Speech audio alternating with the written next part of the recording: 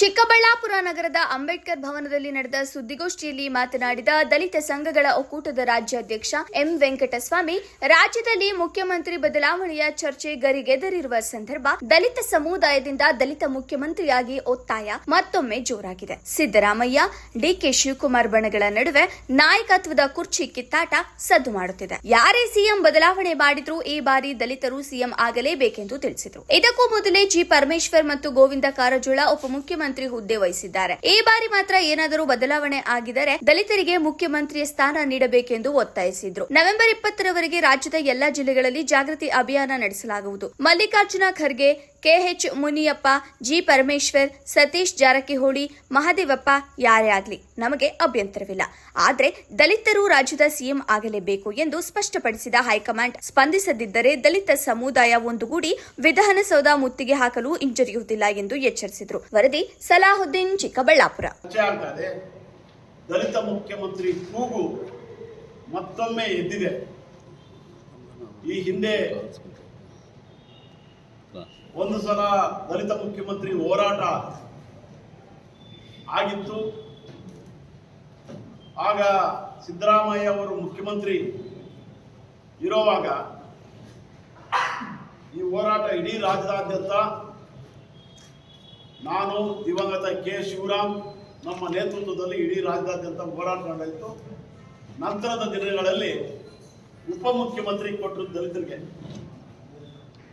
Doctor G Parameshwar ಅವರು ಉಪಮುಖ್ಯಮಂತ್ರಿ ಆದರು. ಬಿಜೆಪಿಯಲ್ಲಿ ಕಾರಜೋಳ ಅವರಾದರು. ಈಗ ದಲಿತ ಸಂಘಟನೆಗಳು ಉಪಮುಖ್ಯಮಂತ್ರಿ ನಮ್ಮ ಬೇಡಿಕೆನೇ ಇರಲಿಲ್ಲ, ಮುಖ್ಯಮಂತ್ರಿನೇ ಆಗ್ಬೇಕಂದ್ರೆ ನಮ್ಮ ಹೋರಾಟ ಇದ್ದಿತ್ತು. ಇವಾಗ ಇಂಥ ಕಾಲ ಬಂದಿದೆ, ಕಾಂಗ್ರೆಸ್ ಅಲ್ಲೇ ದಲಿತರೊಬ್ಬರು ಮುಖ್ಯಮಂತ್ರಿ ಆಗ್ಬೇಕಂತೇಳಿ ಚರ್ಚೆ ನಡೀತದೆ. ನಮ್ಮ ಹೋರಾಟಕ್ಕೆ ಮತ್ತೊಮ್ಮೆ ಮರುಜೀವ ಕೊಡ್ತಕ್ಕಂಥ ನಿರ್ಧಾರಕ್ಕೆ ರಾಜ್ಯದಲ್ಲಿರ್ತಕ್ಕಂಥ ದಲಿತ ಸಂಘಟನೆಗಳು ಒಟ್ಟಿಗೆ ಸೇರಿ ಈಗ ನವೆಂಬರ್ 20ರವರೆಗೆ ರಾಜ್ಯದ ಎಲ್ಲಾ ಜಿಲ್ಲೆಗಳಲ್ಲೂ ಕೂಡ ದಲಿತ ಸಂಘಟನೆಗಳ ಕಾರ್ಯಕರ್ತರನ್ನ ಜಾಗೃತಿಗೊಳಿಸಿ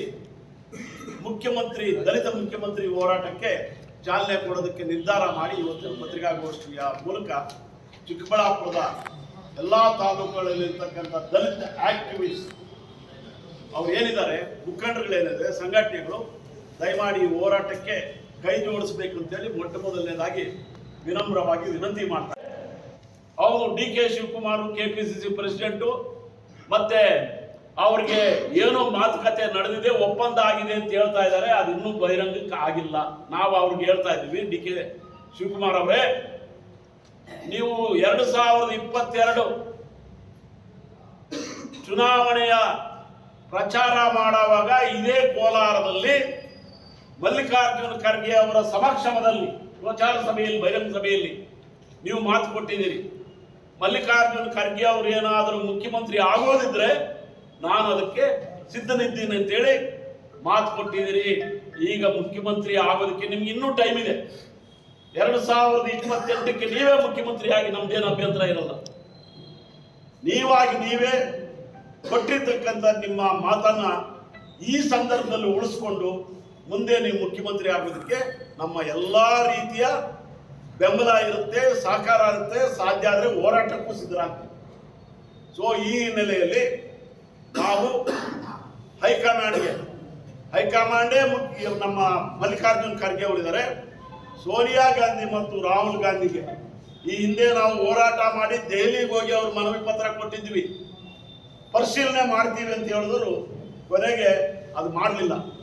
ಉಪಮುಖ್ಯಮಂತ್ರಿ ಕೊಟ್ಟಿದ್ರಿ. ಈಗ ಉಪಮುಖ್ಯಮಂತ್ರಿ ಸ್ಥಾನ ನಮಗೆ ಬೇಡ, ನಮಗೆ ಮುಖ್ಯಮಂತ್ರಿ ಸ್ಥಾನನೇ ಬೇಕು. ಯಾರನ್ನಾದ್ರೂ ಮಾಡ್ಕೊಳ್ಳಿ, ನಮ್ದೇನು ಅಭ್ಯಂತರ ಇಲ್ಲ. ನಾನು ಹೇಳಿರ್ತಕ್ಕಂಥ ಪಂಚ ಶಾಸಕರು, ಮಂತ್ರಿಗಳಿದ್ದಾರೆ. ಅವ್ರನ್ನ ಯಾರು ಬೇಕಾದರೂ ನೀವು ಮುಖ್ಯಮಂತ್ರಿ ಮಾಡಿ. ಕಾಂಗ್ರೆಸ್ ಪಕ್ಷಕ್ಕೆ ಮುಂದೆ ಕಷ್ಟ ದಿನಗಳು ಬರಬಾರ್ದು ಅಂತ ಹೇಳಿದ್ರೆ ಈಗ ಮುಖ್ಯಮಂತ್ರಿ ಮಾಡಿ ದಲಿತ ಜನಾಂಗದ ಋಣ ತೀರಿಸಿಕೊಳ್ಳಿ. ಇಲ್ಲ ಅಂತ ಹೇಳಿದ್ರೆ ನಾವು ಬೇರೆ ಯಾರಾದರೂ ಹೆಸರು ನೀವು ಪ್ರಸ್ತಾಪ ಮಾಡಿದ್ರೆ ಮುಖ್ಯಮಂತ್ರಿ ಕುರ್ಚಿ ಏನಿದೆ ಆ ಕುರ್ಚಿಗೆ ಲಗ್ಗೆ ಆಗ್ತಕ್ಕಂಥ ಹೋರಾಟಕ್ಕೆ ನಾವು ಕರೆ ಕೊಡಬೇಕಾಗುತ್ತೆ.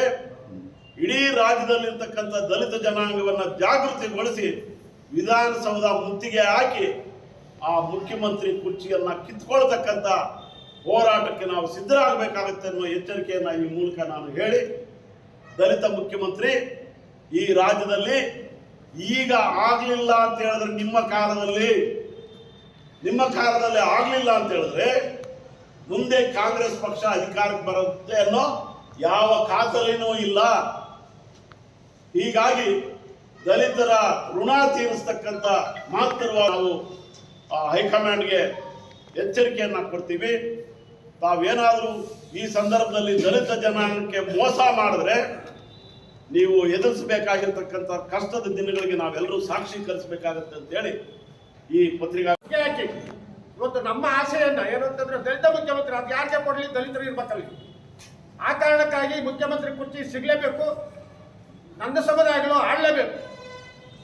ಆಳದ ಹೊರತು ನಮಗೆ ಖಂಡಿತ ಮುಂದಿನ ದಿನಗಳಲ್ಲಿ ನಮ್ಗೇನಾದ್ರೂ ನೀವು ಸಹಕಾರ ಕೊಡಲಿಲ್ಲ ಅಂತ ಹೇಳಿದ್ರೆ, ಇವತ್ತು ಅಣ್ಣವ್ರು ಹೇಳ್ತಾ ಇದ್ರು ನಾವು ಡೆಲ್ಲಿಗೆ ಹೋಗಿ ಮನವಿ ಕೊಡ್ತಾ ಇದ್ದೀವಿ ಅಂತ. ಈಗ ಡೆಲ್ಲಿ ಹೈಕಮಾಂಡ್ ಇಲ್ಲಿ ಬೆಂಗಳೂರು ಪರವಾಗಿ ಮಾಡ್ತೀವಿ ನಾವು. ಡೆಲ್ಲಿಗಿರ್ತಕ್ಕಂಥ ಹೈಕಮಾಂಡು ಬೆಂಗಳೂರು ಬಂದು ಇಳಿಬೇಕು. ಇಳಿದು ಈ ನಮ್ಮ ಬೇಡಿಕೆಯಿಂದ ಚರ್ಚೆಗಿರ್ಬೇಕು.